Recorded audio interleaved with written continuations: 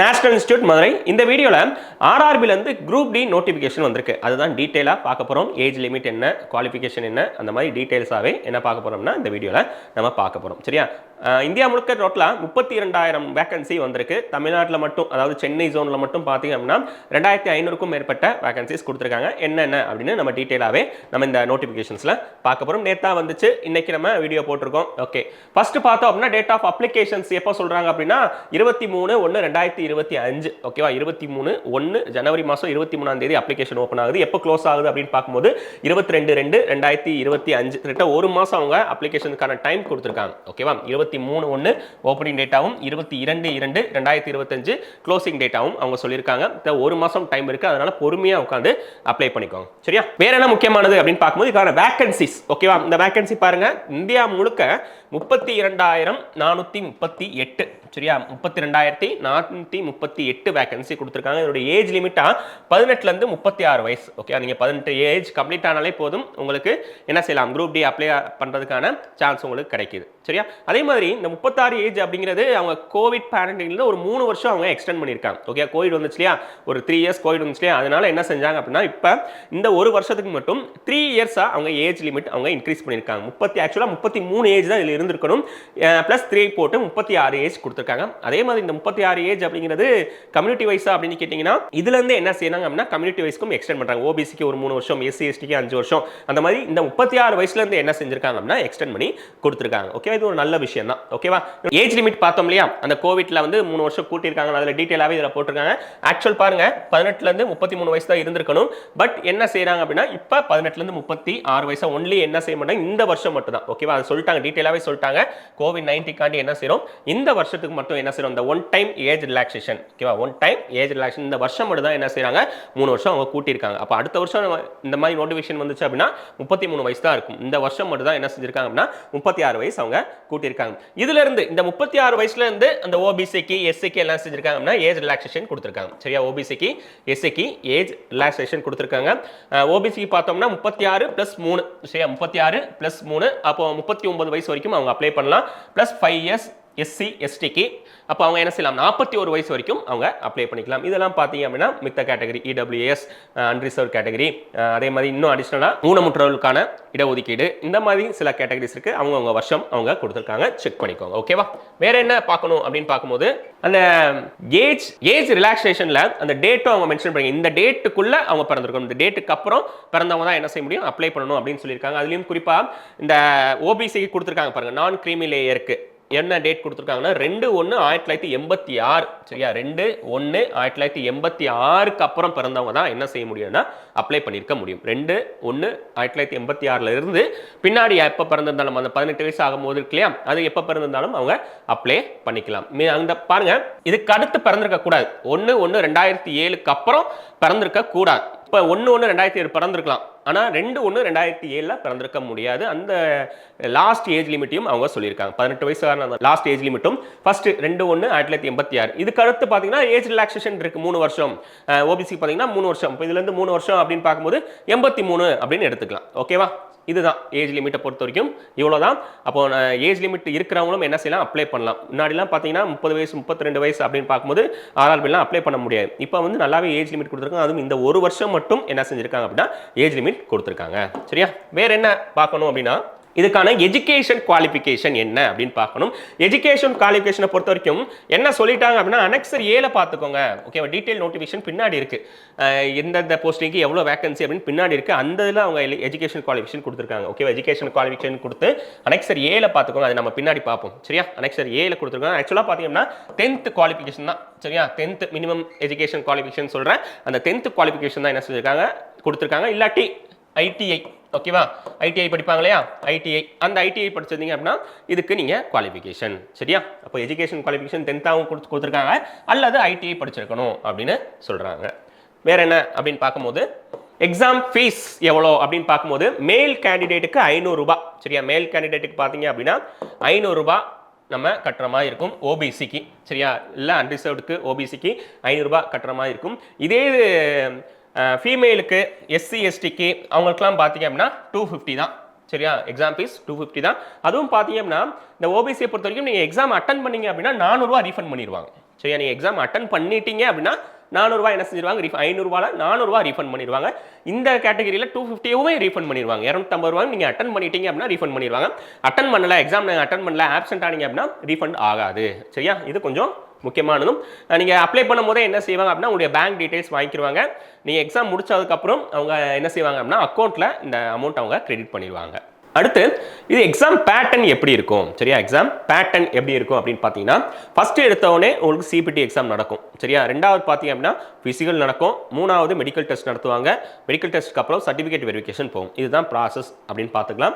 இது single time system தான். ஓகேவா? சிங்கிள் டைம் நீங்கள் ஃபர்ஸ்ட் பாஸ் ஆனவொடனே உங்களுக்கு எங்கே செஞ்சிருவாங்க அப்படின்னா ஃபிசிக்கலுக்கு கூப்பிட்டுருவாங்க. ஃபிசிக்கல் என்னென்ன அப்படின்னு பார்ப்போம். ஃபர்ஸ்ட் எக்ஸாம் பேட்டர்ன் எப்படி இருக்குது அப்படின்னு பார்த்தோம்.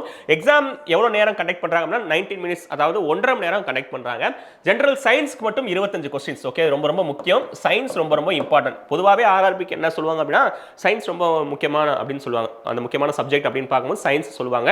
இதில் அவங்க மென்ஷன் பண்ணியே கொடுத்துருவாங்க. இதுக்கு முன்னாடி என்டிபிசிலாம் பார்த்தோம்னா அந்த ஜென்ரல் அவேர்னஸ் உள்ளேயே ஜென்ரல் சயின்ஸ் ஜென்ரல் அவேர்னஸ்க்குள்ளேயே கொடுத்துட்டாங்க. ஆனால் இது தனியாகவே கொடுத்துருக்காங்க. ஜென்ரல் சயின்ஸ் அப்படின்னு பார்க்கும்போது 25, mathematics 25, general intelligence and reasoning 30. அப்போ இது ரெண்டும் சேர்த்து பார்த்தீங்கன்னா 55 கொஸ்டின்ஸ் கேட்குறாங்க. ஓகேவா? திட்ட மேக்ஸில் மொத்தமே எத்தனை கொஸ்டின் அப்படின்னு பார்க்கும்போது 55 கொஸ்டின். இவங்க ஜென்ரல் அவேர்னஸையும் கரண்ட் அஃபேர்ஸ் அந்த ஸ்டாட்டிக் ஜிகேன்னு சொல்லுவோம் இல்லையா, அதையும் கரண்ட் அஃபேர்ஸையும் அவங்க தனியாக பிரிச்சிட்டாங்க. அதில் 20 மார்க் கேட்க போகிறோம். டோட்டலாக பார்த்தீங்கன்னா 100 கொஸ்டின் இருக்க போகுது அப்படின்னு சொல்லிட்டாங்க. சரியா? டோட்டலாக 100 கொஸ்டின் இருக்க போது. இதில் முக்கியமாக என்ன பார்க்க வேண்டியது இருக்கு அப்படின்னா மேக்ஸில் 55 கொஸ்டின்ஸ், ஜென்ரல் சயின்ஸில் 25 கொஸ்டின்ஸ். ரொம்ப ரொம்ப முக்கியமானது. Total 100 questions. இதில் நெகட்டிவ் மார்க் இருக்கா அப்படின்னு கேட்டிங்கன்னா ஆமாம், கண்டிப்பாக இருக்குது. நெகட்டிவ் மார்க் இருக்குது. ஒவ்வொரு ராங்கான ஆன்சருக்கும் 1/3. சரியா? 3ல் 1 என்ன செஞ்சிருவாங்க அப்படின்னா லெஸ் பண்ணிடுவாங்க. சரியா? நெகட்டிவ் மார்க்ஸ் இருக்குது. நீங்கள் அட்டன் பண்ணலாம் அப்படின்னா அந்த மார்க் எடுக்க மாட்டாங்க, 0 தான். பட் நீங்கள் அட்டன் பண்ணி அது தப்பாக இருந்துச்சு அப்படின்னா என்ன செய்வாங்க அப்படின்னா 1/3 எடுப்பாங்க. ஓகேவா? ஓகே சார், இது சிலபஸ் எங்கே இருக்குது அப்படின்னா அந்த பாக்ஸ் கீழே இருக்குது. கொஸ்டின் டைப் அண்ட் சிலபஸ் அப்படின்னு கொடுத்துருக்காங்க இல்லையா? இது மேத்தமெட்டிக்ஸ் பாருங்கள், நம்பர் சிஸ்டம், ஓகேவா? BODMAS, decimals, fractions, LCM, HCF, ratio, proportions, percentage, mensuration, time and work, time and distance, இந்த மாதிரி மேத்தமெட்டிக்ஸ்க்கு உள்ள சிலபஸ் கொடுத்துருக்காங்க. அதே மாதிரி ஜென்ரல் இன்டெலிஜென்ஸ் ரீசனிங்கும் கொடுத்துருக்காங்க. ஓகேவா? Analogies, alphabetical, number series, coding, decoding, mathematical operations, இந்த மாதிரி அவங்க ரீசனிங்க்கும் சிலபஸ் கொடுத்துருக்காங்க. அப்போ ஜென்ரல் சயின்ஸுக்கு இருக்கா சார் அப்படின்னு கேட்டிங்கன்னா இருக்குது, பின்னாடி இருக்குது. ஓகேவா? ஏபி பார்ட் பின்னு கொடுத்துரு, சிஏ கொடுத்துருக்காங்க. ஜென்ரல் சயின்ஸ் என்ன சொல்லிட்டாங்க அப்படின்னா ஒரே வார்த்தையில் physics, chemistry, life sciences 10th standard உள்ளது அப்படின்னு சொல்லிட்டாங்க. அதுவும் எங்க இருந்து ஸ்டேட் போர்டுன்னு சொல்லல, சிபிஎஸ்சில இருந்து எடுக்க போறோம். சரியா? கொஸ்டின்ஸ் எங்க இருந்து எடுக்க போறோம் அப்படின்னா சிபிஎஸ்சி சிலபஸ்ல இருந்து எடுக்க போறோம் 10th ஸ்டாண்டர்ட் உள்ள. சரியா? 6th ல இருந்து 10th வரைக்கும். அப்போ சயின்ஸ் புக்ஸை, சிபிஎஸ்சி புக்ஸை தரவா படிச்சுக்கணும். சரியா? Physics, chemistry, life science. Life science அப்படின்னு பார்க்கும்போது என்வரான்மெண்டல் சயின்சஸ் இல்லை பயோ, ஓகேவா, பயாலஜி, அந்த மாதிரி நம்ம படிச்சுக்கலாம். Physics, chemistry, life sciences 10th standard எங்க இருந்து அப்படின்னு பார்க்கும்போது சிபிஎஸ்சில இருந்து. அதே மாதிரி கரண்ட் அஃபேர்ஸ் எப்படி கேட்க போறாங்க அப்படின்னா சயின்ஸ் அண்ட் டெக். ஓகேவா? இது ரெகுலரா இருக்குதா? Science and tech, sports, culture, personalities, economics, politicals, any other subject of importance, அது போக ஸ்டாட்டிக் ஜிகே படிக்கிற மாதிரி இருக்கும். சரியா? இது சிலபஸ் ஓரியன்டா அவங்க எல்லாமே கொடுத்துருக்காங்க. சரி, இது எக்ஸாம் பாஸ் பண்ணியாச்சு. நெக்ஸ்ட் எங்க என்ன ஸ்டேஜ் அப்படின்னு பார்க்கும்போது பிசிக்கல். ஓகேவா? 1000 மீட்டரை நீங்க என்ன செய்யணுமா 4 நிமிஷம் 15 செகண்ட்ஸ்ல கடக்கணும் அப்படின்னு சொல்றாங்க. சரியா? இதுவும் பார்த்தீங்கன்னா நார்மலா ஒரு லிமிட்டான ஸ்பீடில் போகும்போது என்ன செய்யலாம் அப்படின்னா இதை கிராஸ் பண்ணிடலாம். ரொம்ப வேகமாக எடுத்து போகணும் அவசியம் கிடையாது. 4 நிமிஷம் அப்படிங்கிறது அதிக டைம் தான். 1 கிலோமீட்டர் அப்படிங்கிறது ஷார்ட்டான டிஸ்டன்ஸ் தான். ஈஸியாக நம்ம என்ன செஞ்சிடலாம், கிராஸ் பண்ணிடலாம். ஓகேவா? சரி, இது வந்து மேல் கேண்டிடேட்டுக்கு. அப்போ ஃபீமேல் கேண்டிடேட்டுக்கு என்ன சார் அப்படின்னா 20 கிலோ வெயிட் அவங்க சொல்லியிருக்காங்க. இங்கே 40 கிலோ 35 கிலோ சொல்லியிருந்தாங்க இல்லையா, இங்கே 20 கிலோ வெயிட்டை 100 மீட்டரில் கடக்கணும் அப்படின்னு சொல்லியிருக்காங்க. அதே மாதிரி எத்தனை கிலோமீட்டர்னு பாருங்க, அதுவும் ஒரே கிலோமீட்டர் தான். 1000 மீட்டர்ஸை 5 minutes 40 செகண்ட்ஸில் கடக்கணும் அப்படின்னு ஃபீமேல் கேண்டிடேட்ஸ்க்கு கொஞ்சம் எக்ஸ்ட்ரா டைம் கொடுத்துருக்காங்க. ஃபீமேல் கேண்டிடேட்ஸ்க்கு இது ஃபிசிக்கல் ஸ்டாண்டர்ட். ஓகேவா? இங்கே 2 நிமிஷத்துக்குள்ள வந்தால் போதும். இதில் 4 நிமிஷம் 15 செகண்டுக்குள்ள வந்தா போதும். சரியா? நீங்க வந்து ரெக்கார்ட் வைக்கணும்னு அதெல்லாம் அவசியம் கிடையாது. சரியா? இது பிசிக்கல் ஸ்டாண்டர்ட். ஓகேவா? நெக்ஸ்ட் மெடிக்கல் ஸ்டாண்டர்ட் பார்ப்பாங்க. மெடிக்கல் ஸ்டாண்டர்ட் பொறுத்த வரைக்கும் அந்த சில பேருக்கு ஐ ப்ராப்ளமா இருக்கும், ஐல சர்ஜரி பண்ணியிருப்பாங்க, அந்த மாதிரிலாம் சில ரெஸ்ட்ரிக்ஷன்ஸ் கொடுத்துருக்காங்க. அது என்னென்ன அப்படின்னு கீழே வாசிச்சுக்கோங்க நீங்க. ஓகேவா? நெக்ஸ்ட் நம்ம பார்த்தோம்னே அனெக்சர் ஏல கொடுத்துருக்காங்க அந்த எஜுகேஷன் குவாலிஃபிகேஷன் அப்படின்னா அதான் நம்ம பார்க்க போறோம். அனெக்சர் ஏல. சரியா?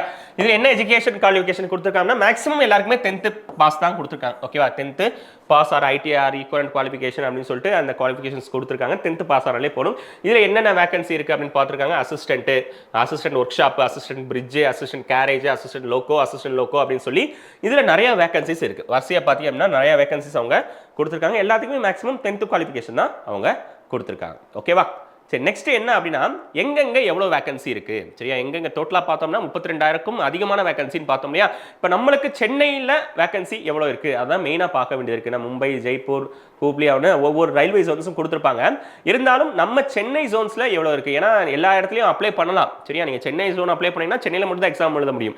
அதே மாதிரி நீங்க இந்த பில்ஸ்போர்ட், நியூ டெல்லியில் அப்ளை பண்ணீங்கன்னா அங்கே போய் தான் நீங்க எக்ஸாம் எழுத முடியும், சரியா? அங்கே தான் உங்களும் போஸ்டிங் போடுவாங்க, சரியா? அப்போ மேக்ஸிமம் என்ன செய்வாங்க தமிழ்நாட்டுக்காரங்க அப்படின்னா சென்னையில் தான் எடுப்பாங்க. சரி, சதர்ன் ரயில்வேல பார்த்தீங்க அப்படின்னா சென்னை, சரியா? சென்னையை பொறுத்த வரைக்கும் எவ்வளவு வேகன்சி இருக்கு அப்படின்னா 2694 வேகன்சி இருக்கு. இங்க பார்த்தாலே தெரியும். டோட்டலில் பார்த்தீங்க அப்படின்னா ஓகேவா, டோட்டல் இருக்கு இல்லையா? டோட்டலில் பார்த்தீங்க அப்படின்னா எவ்வளோ இருக்கு அப்படின்னா 2694 வேகன்சி இருக்கு, சரியா? 2694 வேகன்சி இருக்கு, சரியா? சென்னையை பொறுத்த வரைக்கும் கொஞ்சம் நல்ல வேகன்சி தான். 2000 மோசமான வேகன்சி கிடையாது, நல்ல வேகன்சி தான். நிறைய பேர் அப்ளை பண்ணுங்க.